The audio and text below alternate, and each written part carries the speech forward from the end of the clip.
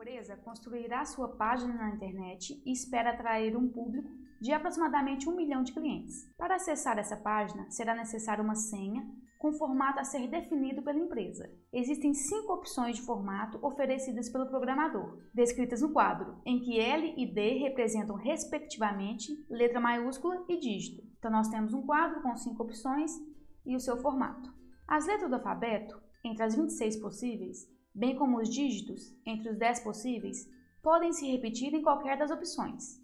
A empresa quer escolher uma opção de formato cujo número de senhas distintas possíveis seja superior ao número esperado de clientes, mas que esse número não seja superior ao dobro do número esperado de clientes. A opção que mais se adequa às condições da empresa é: então a empresa quer um formato que tenha um número de senhas maior do que o número de clientes esperados, que no caso aqui são 1 milhão, só que esse número de senhas não pode ser maior que o dobro de 1 milhão. Então quer dizer que o número de possibilidades para essa senha tem que ser maior que 1 milhão e menor que 2 milhões. Agora nós vamos calcular as possibilidades de cada formato para ver qual que se encaixa entre 1 milhão e 2 milhões.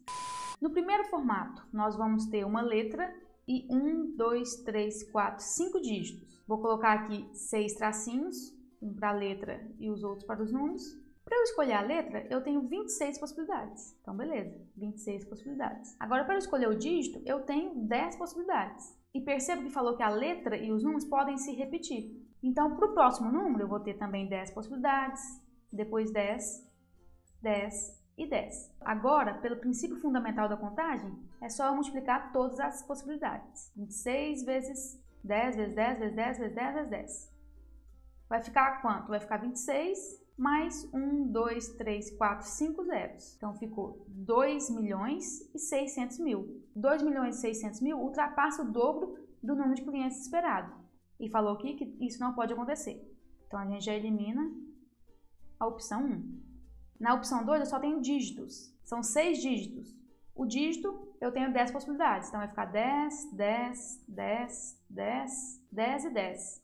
Multiplicando isso aí, vai ficar 1 mais 1, 2, 3, 4, 5, 6 zeros. 1 milhão não pode ser, porque tem que ser maior do que o número esperado de clientes. Ó. Eliminamos essa opção também. Na opção 3, eu tenho 2 letras e 4 dígitos. Então vai ficar 2 tracinhos para letras e 1, 2, 3, 4 tracinhos para dígitos.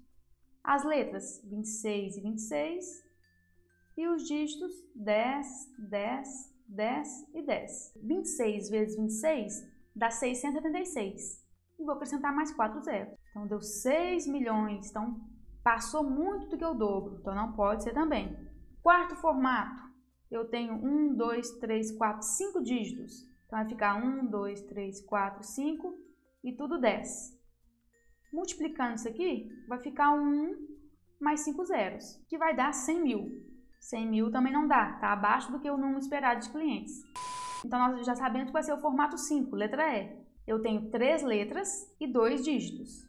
Então, vai ficar 26 vezes 26 vezes 26 vezes 10 vezes 10. 26 vezes 26 vezes 26 dá 17.576. E eu acrescento 2 zeros, porque está multiplicado por 10 vezes 10. Vai dar, então, 1.757.600 possibilidades de senha. Esse é o número que está dentro do que a empresa pediu. Acima do número esperado de clientes, que é 1 milhão, mas que não ultrapassa o dobro, ou seja, que não ultrapassa 2 milhões.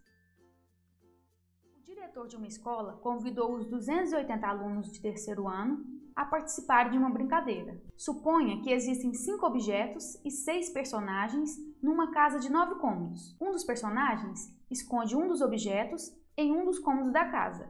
O objetivo da brincadeira é adivinhar qual objeto foi escondido por qual personagem e em qual cômodo da casa o objeto foi escondido. Todos os alunos decidiram participar. A cada vez, um aluno é sorteado e dá a sua resposta. As respostas devem ser sempre distintas das anteriores, e um mesmo aluno não pode ser sorteado mais de uma vez. Se a resposta do aluno estiver correta, ele é declarado vencedor e a brincadeira é encerrada. O diretor sabe que algum aluno acertará a resposta porque há 10 alunos a mais do que possíveis respostas distintas, 20 alunos a mais do que possíveis respostas distintas, 119 alunos a mais do que possíveis respostas distintas, 260 alunos a mais do que possíveis respostas distintas e 270 alunos a mais do que possíveis respostas distintas. Então, nós sabemos que nós temos 280 alunos no total. Agora, nós temos que calcular, então, quantas respostas distintas que pode ter. Eu sei que eu tenho que escolher um objeto, um personagem e um cômodo. Então, eu vou colocar 3 tracinhos. Então, um tracinho para o objeto, um para o personagem, um para o cômodo. Na hora de escolher os objetos, eu tenho 5 possibilidades de resposta. O personagem eu tenho 6 possibilidades e para escolher o cômodo eu tenho 9 possibilidades. Percebam que aqui eu tenho, então, que escolher o objeto, o personagem e o cômodo e um não interfere no outro. Então, eles são eventos independentes. Eu posso, então, aplicar o princípio fundamental da contagem, que é só multiplicar as possibilidades. Vai ficar, então, 5 vezes 6, que dá 30, e 30 vezes 9. E 30 vezes 9 vai dar 270. Quer dizer, então, que eu tenho 270 possibilidades de resposta. E eu tenho 280 alunos. Então, com certeza, alguém vai acertar. Por quê? Porque eu tenho 10 alunos a mais do que possíveis respostas distintas. Então, letra A.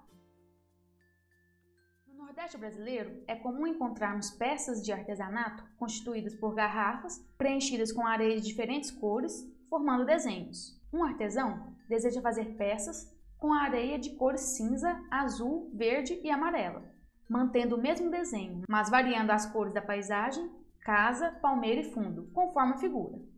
O fundo pode ser representado nas cores azul ou cinza, a casa nas cores azul, verde ou amarela e a palmeira nas cores cinza ou verde.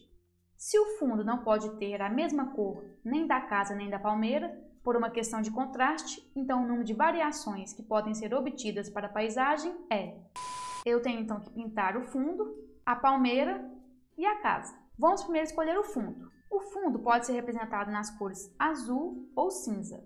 Eu vou fazer as possibilidades separado, primeiro para o azul, depois para o cinza. Vamos supor que eu estou construindo essa peça. Primeira coisa que eu vou fazer, colocar no fundo a cor azul. Pronto. Então eu tenho para o fundo apenas uma possibilidade. Depois que eu escolhi a cor do fundo, agora eu vou escolher a cor da casa. A casa pode ser azul, verde ou amarela. Mas só que como eu já coloquei o fundo de azul, eu não posso mais colocar a casa de azul. Então, eu tenho só 2 possibilidades. E a palmeira eu posso colocá-las na cor cinza ou verde. Beleza. Então, eu tenho 2 possibilidades. Quer dizer, então, que usando o fundo azul, eu vou ter 1 vezes 2 vezes 2, que vai dar 4 possibilidades. Então, usando o fundo azul, eu tenho 4 possibilidades. Agora, vamos fazer a mesma coisa, só que com o fundo cinza. Então, eu tenho apenas uma possibilidade de fundo. Então, a casa, azul, verde e amarela. Beleza, 3 possibilidades. E a palmeira, cinza ou verde. O cinza não vai poder entrar, então vai ser só o verde, uma possibilidade. Então, no total, vão ter 3 possibilidades. Quer dizer, então, que eu tenho 4 possibilidades usando o fundo azul e 3 possibilidades usando o fundo cinza. No total, então, eu vou ter 3 mais 4 possibilidades, que são 7 possibilidades de fazer essa peça utilizando essas cores, sendo que o fundo não pode ter a mesma cor dos outros elementos. Então, letra B.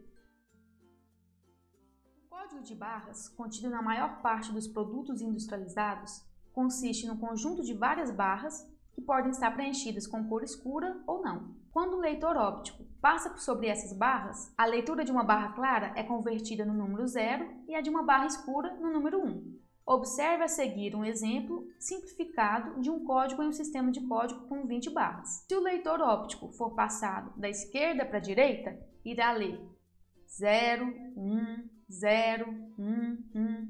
Agora, se o leitor óptico for passado da direita para a esquerda, ele vai ler 1, 0, 0, 0 e assim por diante. No sistema de código de barras, para se organizar o processo de leitura óptica de cada código, deve-se levar em consideração que alguns códigos podem ter a leitura da esquerda para a direita igual a da direita para a esquerda, como o código que está representado aqui. Se eu ler ele da esquerda para a direita ou da direita para a esquerda, não vai fazer diferença. Em um sistema de códigos que utiliza apenas 5 barras, a quantidade de códigos com leitura da esquerda para a direita igual a da direita para a esquerda, desconsiderando todas as barras claras ou todas as escuras, é. Então, eu quero o quê? Eu quero que o meu código tenha 5 barras e eu quero que a leitura feita da esquerda para a direita ou da direita para a esquerda seja a mesma. Vamos construir esse código. Para a primeira barra eu tenho 2 opções, ou ela vai ser escura ou clara, beleza. Para a segunda barra, eu também tenho duas opções, escura ou clara. Terceira barra, escura ou clara. Agora percebam que se essa barra aqui for escura, essa também tem que ser escura. Ou, se ela for clara, essa aqui também tem que ser clara. Por quê? Para a leitura da direita para a esquerda, da esquerda para a direita, será a mesma. Então aqui eu não vou ter duas possibilidades. Eu tenho apenas uma possibilidade. O mesmo acontece com a última barra. Se a primeira foi clara, a última também tem que ser clara. Então ela tem só uma opção. Então percebam que eu fui preenchendo as possibilidades normalmente, só que quando eu passo da metade, eu tenho que me preocupar que essa metade aqui seja igual a essa metade. Agora do meio tanto faz, que cor que for, né? Se ele for escuro ou claro, não importa. Mas o primeiro tem que ser igual ao último e o segundo tem que ser igual ao terceiro. Então por isso que aqui eu coloquei as duas possibilidades, porque eu poderia escolher. De início eu posso escolher entre claro ou escuro, mas a partir do momento que eu escolhi o primeiro, eu sei que o último tem que ser o mesmo do primeiro. Então por isso que eu tenho uma possibilidade. A partir do momento que eu escolhi o segundo, o quarto tem que ser igual a ele. Então, por isso que eu coloquei uma possibilidade. Então, multiplicando aqui as possibilidades, vai ficar 2 vezes 2, 4, vezes 2, 8, vezes 1, 8, vezes 1, 8. Então, eu tenho 8 possibilidades em um código de 5 barras, em que a leitura da direita para a esquerda é igual da esquerda para a direita. Só que no exercício pediu para eu desconsiderar o caso em que todas as barras são claras ou que todas as barras são escuras. Eu vou ter uma possibilidade em que todas as barras vão ser claras e eu tenho uma possibilidade em que todas as barras são escuras.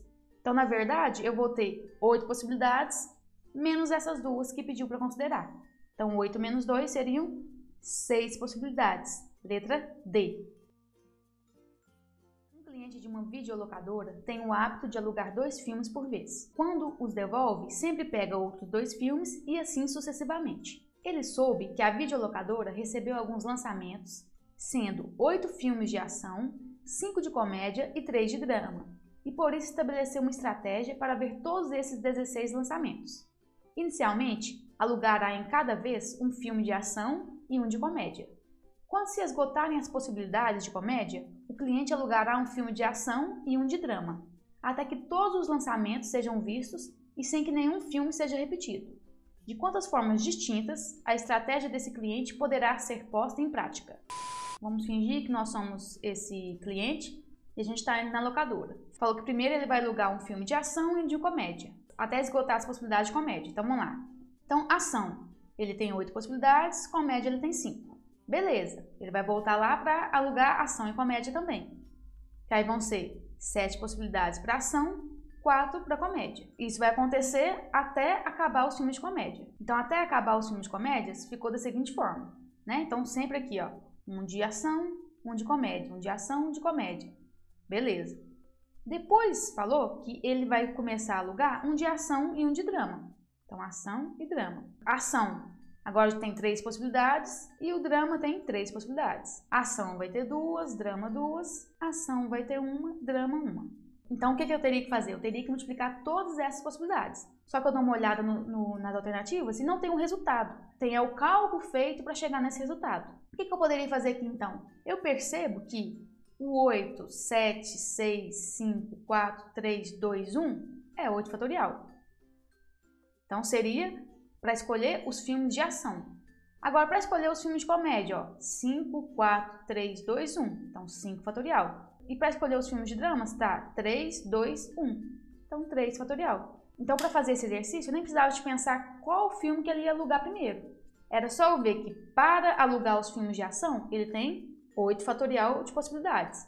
Para alugar o de comédia, 5 fatorial de possibilidades. E para alugar o de drama, 3 fatorial de possibilidades. Depois é só multiplicar isso aí tudo. Então, seria a letra B.